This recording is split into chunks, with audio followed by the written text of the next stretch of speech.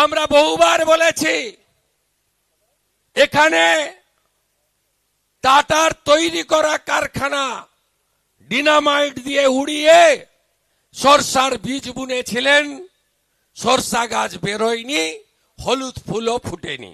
তারপরে JCB machine দিয়ে খুঁড়ে মাছ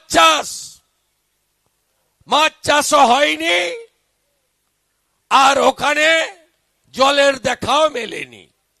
নেই, পারবে না, কারণ জমির সম্পূর্ণ নেচার পরিবর্তন হয়ে গেছে। গায়ের জোরে সিঙ্গুরে তিনি যা করতে চেয়েছিলেন তা সর্বৈব ফেল করেছে।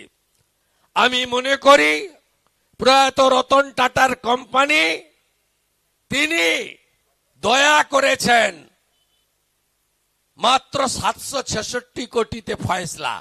রতন টাটার কোম্পানিতে যদি আমি কর্মচারী থাকতাম, আমি পশ্চিমবঙ্গ সরকারের দুটো কানটা মুড়ে 2000 কোটি টাকা আদায় করতাম। দিতে হবে, পালাবেন কোথায়?